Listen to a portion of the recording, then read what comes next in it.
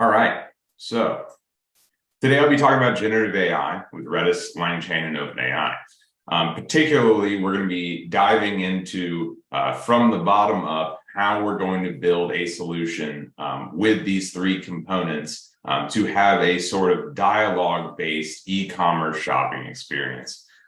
This is something that we have worked on many times for customers. It is a generalized version that you can actually go and check out. We have code online, and all of the code for anything that I show here today will be on github.com/RedisVentures. So, changing AI landscape. You'll hear a lot about this today. This is taken right from Google Trends, but this is 2004 to 2022. You see terms like deep learning, machine learning, data science, and big data. You could see that machine learning and data science started becoming very popular around 2022, but all of these terms relatively popular compared to each other. Now, what happens when we have 2023?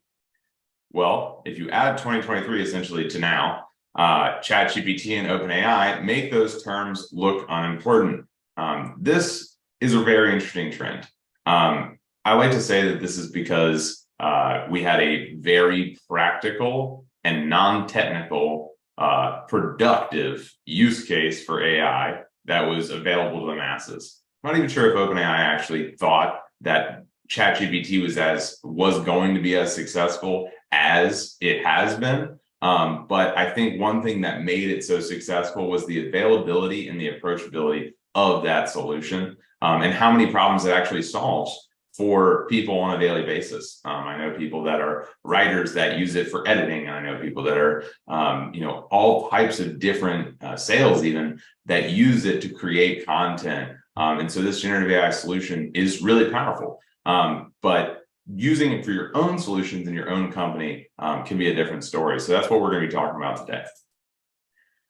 What is generative AI? Particularly today, we're going to be talking about large language models. So what are they? What do they do? At a high level, it's text in, text out. So you have a large amount of text. Think the corpus of Reddit, the corpus of Wikipedia, many different websites, probably every encyclopedia, up until a certain point. Like I'm pretty sure ChatGPT's cut off somewhere in 2021. And so these are incredibly large knowledge bases that are stored in the form of what are called parameters. Those parameters, you'll hear it referenced many times. This is a 2 billion parameter model, a 13 billion parameter model, et cetera, et cetera. And models like GPT-3 and 4 can reach into the tens, hundreds of billions of parameters.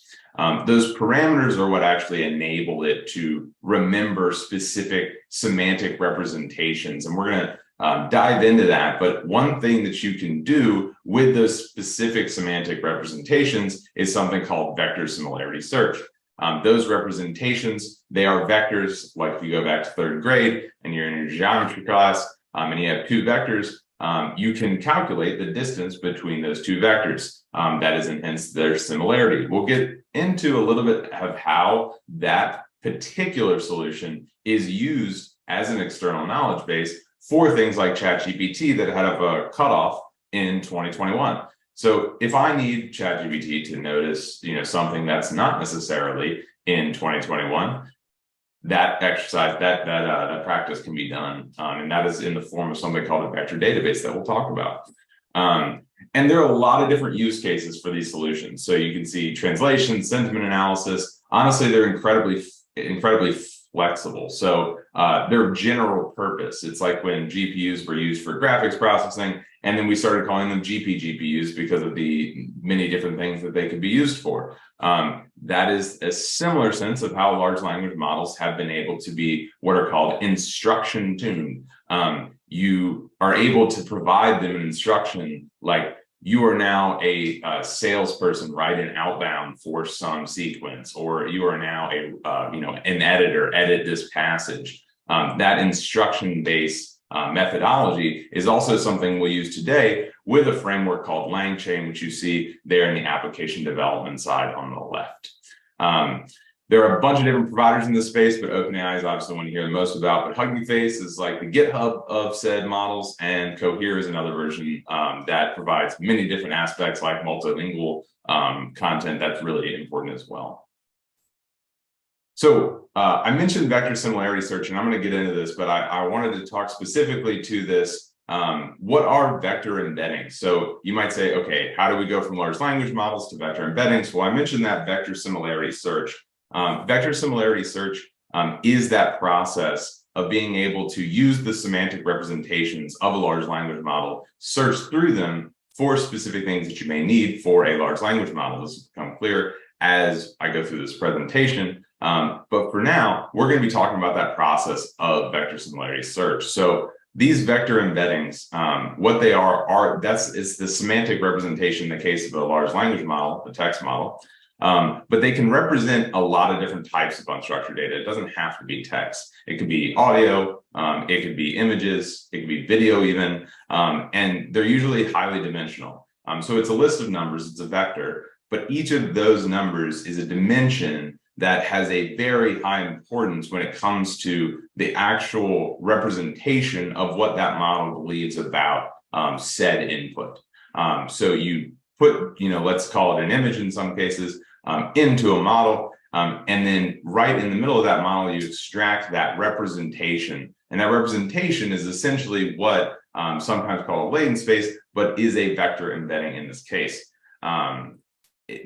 The APIs that are available today make this incredibly easy. So you can see there down on the right, there's one from Hugging Face, the said GitHub of the models that I mentioned earlier.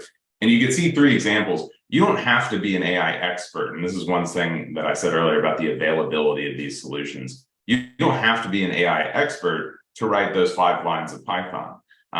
So we'll see these 3 sentences also in the next slide for how to actually perform vector similarity search.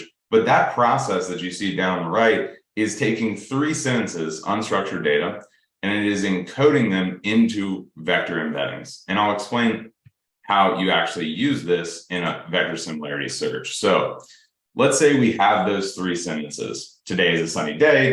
That is a very happy person. That is a very happy dog. Relatively simple example. But then we want to say, I have a query vector. That is a happy person. Well, how similar is the sentence, that is a happy person, to the 3 sentences in our search space? Well, in this case, we use something called cosine similarity, which is where you measure the cosine distance between the vectors in the search space. And in doing so, you can find out the similarity, aka the distance, between any of the sentences in the search space, which enables you to then compare a large amount of unstructured data with a simple distance metric, which is computationally efficient. That will become important later, but I want to get straight to this content. If you have more specific, you want to dive in deeper, there's a blog post linked down there at the bottom where I go into this specific example with code samples end to end. So if you want to take a look at that, you're more than welcome. But how do vector databases, and specifically, why is a guy from Redis even talking about any of this? Well, when you actually want to go, you saw those code samples, but when you actually want to go and do this in production, when you actually want to use your own data, when you want to use your own text, when you want to do anything with, something that's going to be used by a production application, you can't just rely on in-memory kind of NumPy arrays to do this type of similarity search. That was how I used to do it back in the day before this solution existed. However, you need something with CRUD operations, create, replace, update, delete. You need something with persistence and backups. You need something that is going to be highly available to all of the various applications that are using your service. And so what a vector database does is it takes these embeddings and creates indices. Common ones are FICE or HNSW, hierarchical navigative small worlds. And what they do is they organize it, essentially index it, organize it, such that you can be able to very quickly provide an interface to applications to do semantic search in a computationally efficient way. And not just semantic search, actually, any type of vector similarity search. So you see the process roughly here of taking unstructured data. passing it through an embedding model provided by Hugging Face or OpenAI or Cohere. We'll use OpenAI in this example, creating those vector embeddings and then storing them in a search space there on a vector database. Well, last year, Redis released its capability to do this as well. And so in hash or JSON documents stored inside of Redis, you can create secondary indices when you have the Redis search module. So any data stored in Redis along with metadata can also now have vectors with it so that you can do vector similarity search alongside the data you already have stored in Redis. So we'll get into how does this actually work, with a large language model in a second. But you see some of the various integrations that were mentioned on the first page or the second page, maybe. We now are able to hook in your Redis database to the OpenAI retrieval plugin and hence ChatGPT. There's unstructured data analysis platforms like Relevance AI, retrieval APIs like Nettle that do a number of different interesting things. Llama Index and LangChain make your lives easier as a developer. Gina is the same thing in some ways. Helps you just with the whole search process. And lastly, we are doing work with NVIDIA to be able to do all of this on GPUs soon. So we have some of our supported, attributes there on the right. But one important thing is this thing called hybrid queries, which I'll get into examples of. But it allows you to do traditional search and vector search at the same time, which when you're performing these types of activities and you want to be providing these contexts to a large language model, they'll become important. So let's do an example. This one is this one's actually at https ecommerce.redisventures.com. So feel free to go check it out. And here it's just a fashion product finder. So you see these little by text, by image here. And we're going to say we want to check out this Philo white shoe. Okay. And we're going to say that we want to do it by image. And so what this site we've built to do is a visual search of the embeddings created by all of the images in the product data set. So when we click that, we'll realize we get a bunch of white shoes. And notice they're not the same brand necessarily, but they look a lot like that shoe. That's because the representation, the vector embedding created by a large language model, stored inside of Redis and indexed, when we say, give us the most similar looking shoe, that knowledge, that representation of that model then is able to say, I want that set of similar looking shoes. And so in this case, you'll see actually the similarity, the little number there on the right, that will tell you actually how far the vector is in that search space from the query vector, in this case, the fillet carbon white casual shoe that you wanted to find similar shoes for. And so, again, coming back to the concept of hybrid queries, what if I want a women's shoe that looks like this men's shoe?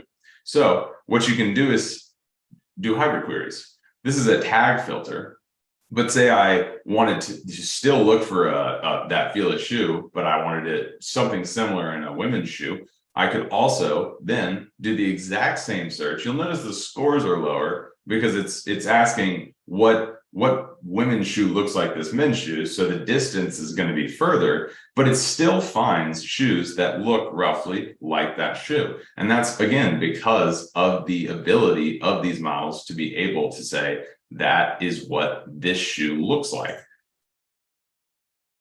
And yes, those are some of the other types that we have. Okay, so now getting back to large language models, specifically semantic search. In this case, we built one with all of the machine learning papers on Archive. Archive is an open source data set of papers hosted by Cornell. And in this case, we have a query vector of machine learning model that can track trends in the fashion industry. And so what happens is we send that sentence over to OpenAI and we say, make this into an embedding. And then we go through our Redis database filled with these papers and their respective vector embeddings. And then it performs that semantic search. And you'll see it finds papers that look, exactly like what this query vector would want to find. So in this case, style in the age of Instagram, predicting success within the fashion industry using social media. The interesting part of this that I want to point out is that lexical search, as in what is currently being used by Archive, is going to struggle with natural language. So the way that I phrase that, machine learning model that can track trends in the fashion industry, it's not necessarily the best Google search query, but it is how you might ask, say, a librarian, like, or some other person in natural language, how you would find that. And that is because that is how these large language models are trained. So their semantic representation, not lexical representation as in word for word, but their semantic representation, meaning what does that word mean? Those are more important to these models. So you can see that it's not doing keyword matching because you could say fashion industry, but in this case, tracking trends, style in the age of Instagram. There's multiple different things here that you could say are semantically similar, but not exact matches. And that's a very important point of why this kind of semantic search is actually really powerful when compared to things like BM25 and lexical search. So getting back to, again, how do I get a chatbot out of this? And how am I using my own data with ChatGPT? What does all of this had to do? We've been using them to create embeddings, but how do we actually get that type of experience? Well, what happens when you combine these two things together is you can first do what we were talking about earlier, that process of taking those raw documents, creating embeddings, and then putting them into a database that's indexed to be able to do search. That's your first kind of offline step. But then the other steps that you see here with the red dotted outline are actually what enable you to then use your own data, like the ChatGPT retrieval plugin that would hook right into Redis, and use that data in a Q&A loop, a question and answer loop, like a chatbot, but using ChatGPT. That data is not stored in ChatGPT, it's stored in Redis, and it's only retrieved using the question as a query vector to do semantic search, just like we saw on that demo. So it's the exact same process that you saw on that demo, except for it's being retrieved right before you do that, the prediction, the generation of the context that with the context to provide the answer. So it's a Q&A loop, but you're providing that model specific context not stored in its knowledge base. So not in its parameters. You have an external knowledge base, a vector database, that when you combine semantic search in that process, you're able to provide context at runtime to that large language model that it does not know about.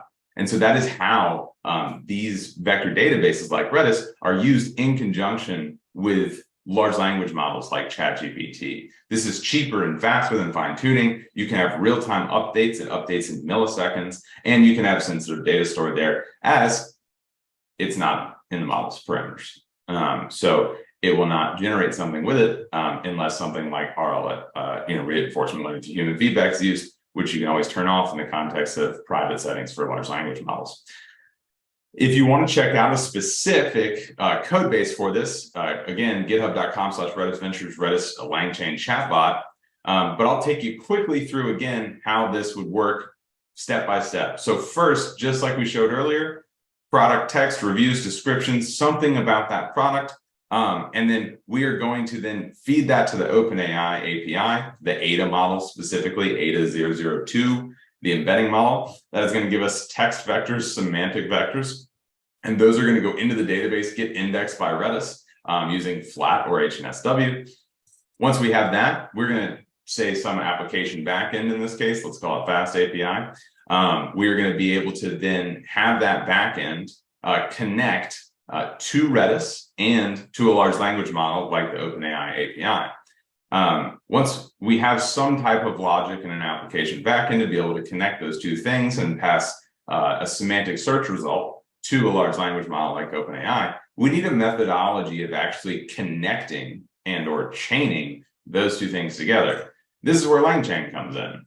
So what LangChain actually can do with its retrievers and the way that it connects prompts is it actually is able to say, where is the question, where should the answer be, and what context should I give the model? And it will automate the process of actually connecting those two steps together. And it so is a very valuable thing in this case for, what you're doing in the application backend to be able to connect something like a vector database to OpenAI or some large language model. Things like Llama Index are very similar. And frameworks like Relevance or Metal can be used in your application backend as well to do things like this. So then once you have that, you can have a chat dialog presented to a user. You might build some front end for the chat dialog. That's not my job, but that application backend might then feed that chat dialog where a user can say something like, I want a new shirt to make me look in shape at my brother's wedding. That is particularly relevant to me. But in this case, that would be turned into a query vector, a semantic query vector. And then that loop that you see there, that chain of events where it's going to use that semantic query vector to go look up in our product database something that has to do with weddings. It's got to be formal. Again, it knows semantic representation. It's your brother's wedding. It wants you want to look in shape, so it's going to be a slim fit. Say it's J. Crew slim fit or something. It will actually realize the concept of in shape, and it's a shirt, so it will also realize the category of thing that you want. It will use all of those to filter through every single product in the database and provide a number of options back. And then you can have the dialogue option of OpenAI that says something unique and different every single time. Hey, I found 6 different shirts for you. Here they are. They should be formal enough for your wedding. And a couple options are slim fit to make you look trim, even though we both know you had a little bit too much cake last night. Okay. And that is just about it. And I'm happy to take questions.